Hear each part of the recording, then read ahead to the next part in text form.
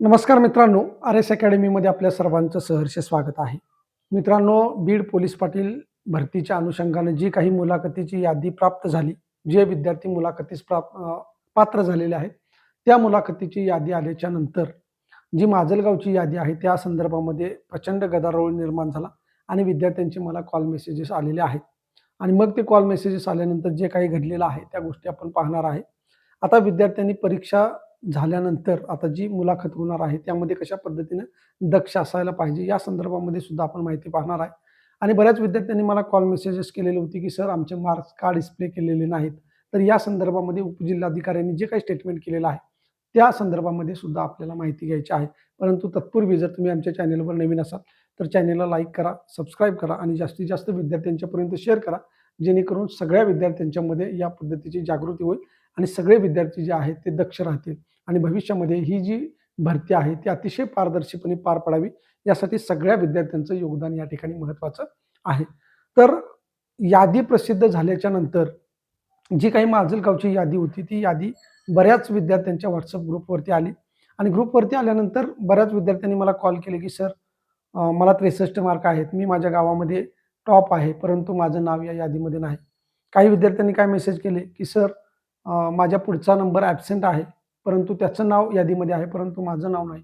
काही महिलांचे मला कॉल मेसेजेस आले की सर आम्ही आमच्या गावामध्ये टॉपर आहे, परंतु आमचं नाव या यादीमध्ये कुठेही नाही. आणि असे ज्यावेळेस मला फोन कॉल्स यायला सुरू झाले त्यावेळेला मी जाऊन वेबसाईट चेक केली तर तिथं मला असं समजलं की ती यादी प्रसिद्ध झालेली नव्हती. आता काही जणांचं असं मत होतं की ती यादी अपलोड केलेली होती आणि त्याच्यानंतर मग ती यादी तिथून काढून टाकण्यात आली.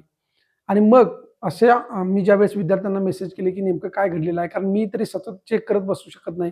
तर कुणी अशी यादी चेक केली असेल, त्यांना असं कळालं असेल की बाबा अपलोड केलेली होती आणि ती डिलीट करण्यात आलेली आहे.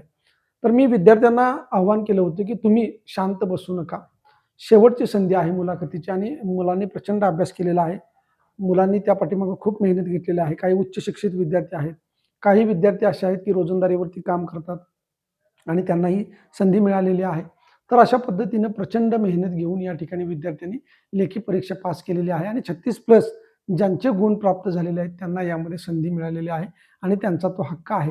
परंतु काही जे एजंट असतात ते मी या अगोदरही सांगितलेलं होतं की हे अशा पद्धतीचे एजंट या ठिकाणी सक्रिय असणार आहेत आणि त्यांच्यापासून तुम्हाला सावध राहायचं आहे. आता ही जी मुलाखत मी मुलाखतीच्या अगोदर जे व्हिडिओ टाकलेले होते त्यावेळेला मी तुम्हाला सांगितलं होतं की तुमची परीक्षा होईपर्यंत परीक्षेच्या आदल्या दिवशीपर्यंत तुमचा पाठलाग केला जाणार आहे आणि तुमची नियुक्ती होण्याच्या अगोदरपर्यंत तुम्हाला या भरतीतून बाहेर काढण्याचा प्रयत्न केला जाणार आहे. आणि त्याच अनुषंगानं एक आखलेला हा गेम होता, गेम प्लॅन होता असं म्हटलं तरी वावगं ठरणार नाही. कारण पहिल्यांदा एक पी-डी-एफ येते, त्या पी-डी-एफमध्ये नको त्या मुलांची नावं असतात आणि जी मुलं टॉपर आहेत त्या मुलांची नावं असत नाहीत. हा पहिला भाग झाला. त्यानंतर दुसरी एक ज्याला आपण म्हणूया की एक स्क्रीनशॉट फिरत होता मोबाईलवरती प्रत्येकाच्या, की त्याच्यामध्ये मुलाखतीची जी गुणदान पद्धत आहे, ती गुणदान पद्धत त्यामध्ये दाखवली गेलेली होती, की तुमच्या 10वीला एवढे मार्क, 12वीला एवढे मार्क, पदवीला एवढे मार्क, म्हणजे तुमच्या डॉक्युमेंटनुसार त्या ठिकाणी मार्कांची लिस्ट दिलेली होती. तर तशा पद्धतीची लिस्टसुद्धा मला कुठे त्या वेबसाईटवरती दिसलेली नाही. त्यानंतर मग हे ज्यावेळेस प्रकरण उघडकीस आलं, की अशा पद्धतीची यादी किंवा ही जी यादी आहे याच्यामध्ये तांत्रिक चूक वगैरे आहे. त्याच्यानंतर पुन्हा एक असं नोटिफिकेशन फिरायला लागलं प्रत्येकाच्या WhatsAppवरती, की तांत्रिक बिघाड झालेला आहे आणि नंतर ती यादी दुरुस्त करून देण्यात येणार आहे. परंतु तशा पद्धतीचं सुद्धा मी नोटिफिकेशन ज्यावेळेस वेबसाईटवरती चेक केलं, तर तसं सुद्धा वेबसाईटवरती कुठलंही नोटिफिकेशन नव्हतं.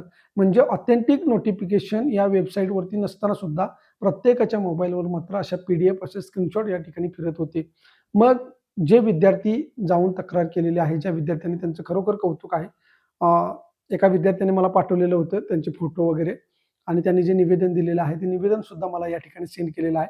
तर त्या विद्यार्थ्यांचं खरोखर कौतुक आहे. परंतु हे प्रकरण एवढ्यावरच न थांबता, हे ज्यानं केलेलं आहे, ज्यांनी या अफवा पसरवलेल्या आहेत, त्याच्यावरती कारवाई झाली पाहिजे. हा व्यक्ती कोण आहे किंवा हे व्यक्ती कोण आहेत यांच्यावरती कडक कारवाई झाली पाहिजे.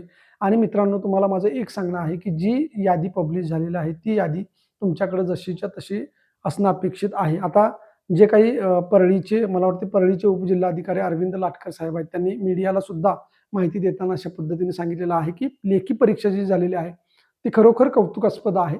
अतिशय कडक आणि पारदर्शी भरती झालेली आहे. लेखी परीक्षा झालेली आहे. तिथं CCTV कॅमेरे लावलेले होते, जामर लावलेले होते. 100 मीटर परिसरामध्ये कुणालाही फिरकू दिलेलं नव्हतं. तर अशा पद्धतीनं पारदर्शक भरती झालेली असताना या एका PDF-मुळं हा सगळा गोंधळ निर्माण झालेला आहे आणि मुलांच्या मनामध्ये एक प्रकारे शंका निर्माण झालेली आहे आणि मुलं खरं तर त्यांची मानसिकता बिघडलेली आहे. कारण अशा पद्धतीनं जे होप्स ठेवून आहेत, की ज्यांना वाटतंय मी पोलीस पाटील होणार आहे, त्यांच्या मनामध्ये कुठेतरी शंका निर्माण झालेली आहे, की आपण एवढा अभ्यास केला, आपण एवढी मेहनत घेतली, आपण एवढे मार्क्स मिळवलेले आहेत, मुलाखतीची चांगल्या पद्धतीने तयारी केलेली आहे. 100% माझी मुलाखतसुद्धा चांगली होणार आहे. परंतु तरीसुद्धा कुठेतरी काळबेर असण्याची शक्यता आहे का? तर अरविंद लाटकर साहेबांनी सांगितलेलं आहे, की अशा पद्धतीनं मुलाखतसुद्धा चांगल्या पद्धतीनं पार पडणार आहे. याच्यामध्ये कुठलाही सावळा गोंधळ होणार नाही आणि त्यांना जेव्हा प्रश्न विचारण्यात आला, की तुम्ही मार्क्स जे आहेत विद्यार्थ्यांचे पडलेले, ते तुम्ही डिस्प्ले का करत नाही? ते तुम्ही का दाखवत नाही? तर त्यांनी असं सांगितलेलं आहे, की ज्यावेळेस तुमचे मार्क्स जे आहेत, ते एकदा डिस्प्ले केले असते, तर अंतर्गत दबाव वाढण्याची शक्यता आहे आणि ती खरी गोष्ट आहे मित्रांनो. तुम्हाला माहिती असेल, की हे पुढारी वगैरे आहेत, हे कुठेतरी दबाव आणण्याचा अधिकाऱ्यांच्यावरती प्रयत्न करतात आणि तशा पद्धतीनं त्यांच्यावरती दबाव येऊ नये म्हणून हे मार्क्स डिस्प्ले केलेले नाहीत. परंतु आता जी मुलाखत होणार आहे ती अतिशय पारदर्शी होणार आहे आणि निश्चितपणे सगळ्या विद्यार्थ्यांनी सुद्धा हीच मागणी करायला पाहिजे, की मुलाखत जी होणार आहे ती मुलाखत CCTVच्या निगराणीखाली होणं आवश्यक आहे. लक्षात ठेवा. तर आणि तरच ही भरती पारदर्शी होणार आहे. आता पेपर पारदर्शी झालेला आहे त्यामध्ये कुठलंही दुमत नाही. कारण CCTV फुटेज प्रत्येक सेंटरवरती होतं त्यामुळं त्याचा काही संबंध नाही. परंतु जी मुलाखत प्रक्रिया होणार आहे, ती मुलाखत प्रक्रिया सुद्धा अंडर CCTV व्हायला पाहिजे. CCTV निगराणीखाली व्हायला पाहिजे. आणि दुसरी एक गोष्ट मीडियाला ज्यावेळेस लाटकर साहेबांनी सांगितलं, त्यावेळेला त्यांनी असं सांगितलं, की 36+ गुण असणाऱ्या सर्व विद्यार्थ्यांना या ठिकाणी संधी देण्यात आलेली आहे. त्यामुळं मी अगोदरही सांगितलेलं होतं, की ज्या विद्यार्थ्याला 36+ गुण पडलेले आहेत, तो विद्यार्थी मुलाखतीसाठी पात्र असणार आहे आणि त्या विद्यार्थ्यांनी मुलाखतीची तयारी करायची आहे. तर त्यांनी सुद्धा तेच सांगितलेलं आहे, की 36+ विद्यार्थ्यांना 36+ गुण जे आहेत, त्या विद्यार्थ्यांना आपण क्वालिफाय केलेलं आहे आणि त्यांना जी आहे मुलाखतीची संधी मिळणार आहे. फक्त एकच गोष्ट आहे, की ही भरती पारदर्शक होण्यासाठी जसं ज्या मुलांनी निवेदन दिलं, कौतुकास्पद बाब आहे. त्याच पद्धतीनं फक्त निवेदन देऊन थांबू नये. तर ही जी भरती आहे, ही कशा पद्धतीने पारदर्शक होईल हे बघितलं पाहिजे आणि ज्या अफवा ज्या लोकांनी पसरवलेल्या आहेत, त्यांच्यावरती कडक कारवाई झाली पाहिजे. ही PDF सेंड करणारे कोण होते किंवा हे जे स्क्रीनशॉट फिरत आहेत WhatsAppवरती, ते नेमकं कोण फिरवत आहे? याच्या पाठीमागचा जो मास्टर माइंड कोण आहे, हे समजलं पाहिजे. आणि भरती ही पारदर्शी पद्धतीने झाली पाहिजे. कारण तो मुलांचा हक्क आहे. त्यांनी तेवढं कष्ट केलेलं आहे आणि खूप मेहनत केलेली आहे. काही-काही मुलांचे 10-10 वर्षे, 15-15 वर्षांचा गॅप आहे अभ्यासामध्ये, तरीसुद्धा त्यांनी या ठिकाणी मेहनत घेतलेली आहे. मोठे-मोठे क्लासेस लावून सुद्धा विद्यार्थ्यांनी ही परीक्षा दिलेली आहे. त्यामुळं उच्च शिक्षित विद्यार्थी याच्यामध्ये आहेत आणि त्याच पद्धतीने मेहनती आणि कष्टाळू विद्यार्थीसुद्धा यामध्ये आहेत. तर त्यांचा हक्क त्या नोकरीवरती आहे. निश्चितपणे एवढ्या जागा असतील तर कोणी लागणार, कोणी लागणार नाही हे जरी खरं असेल, तर ज्याचा हक्क आहे, ज्यानं चांगल्या पद्धतीने लेखी परीक्षा पास केलेली आहे, ज्यानं चांगल्या पद्धतीने मुलाखत दिलेली आहे आणि ज्याचा हक्क त्या नोकरीवरती आहे, त्यालाच ती नोकरी मिळाली पाहिजे. ना की अशा एजंटच्या थ्रू किंवा पैसे दलाली देऊन किंवा दलाली करून अशा पद्धतीने भरती प्रक्रिया होऊ नये. जशा पद्धतीने लेखी पेपर पार पडलेला आहे, तशाच पद्धतीने या ठिकाणी मुलाखतीची प्रक्रिया पार पडली पाहिजे आणि जर मुलाखत होईपर्यंत जर कोणी असं तुमच्याशी कॉन्टॅक्ट करत असेल, काही अफवा पसरवत असेल, तर निश्चितपणे तुम्ही कलेक्टर ऑफिसला, SDM ऑफिसला या ठिकाणी कॉल करा. त्या संदर्भातली माहिती द्या. त्यांच्यावरती कडक कारवाई केली जाईल आणि अशाच पद्धतीनं जे स्थानिकचे विद्यार्थी आहेत, आता मी इकडे कोल्हापूरचा असल्यामुळं मला फारशी तिथली माहिती घेता येत नाही. विद्यार्थ्यांच्या माध्यमातूनच मला या ठिकाणी माहिती कळत असते. परंतु तुम्हाला जर असं काही वाटत असेल, तर तुम्ही निश्चितपणे जे स्थानिकचे विद्यार्थी आहेत, त्यांनी तक्रार करायला हवी. आता मुलाखतीचा जो विषय मी मगापासून सांगितला, की मुलाखत सुद्धा या ठिकाणी CCTVच्या निगराणीखाली घेण्यात यावी, अशा पद्धतीचं निवेदन द्या आणि त्याच पद्धतीने ती मुलाखत होऊन जाऊ दे. म्हणजे कुणाला आक्षेप असेल, तर ते नंतर तुम्हाला या ठिकाणी कळवता येतील किंवा तुम्हाला ती जाणून घेता येईल, की नेमका काय प्रॉब्लेम झालेला आहे. तर एवढीच माहिती या व्हिडिओच्या माध्यमातून द्यायची होती.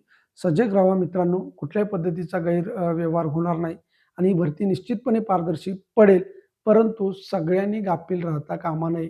जर ते विद्यार्थी जागरूक झाले नसते, जर त्यांनी निवेदन दिलं नसतं, तर अशा पद्धतीनं मीडियासमोर सुद्धा ही गोष्ट आली नसती आणि ज्या मीडियाने ही बातमी उचलून धरली, त्यांचं सुद्धा मनापासून कौतुक आहे. आता ते अरविंद लाटकर साहेब काय म्हणलेले आहेत, हे डिस्क्रिप्शन बॉक्समध्ये मी त्याची लिंक देणार आहे.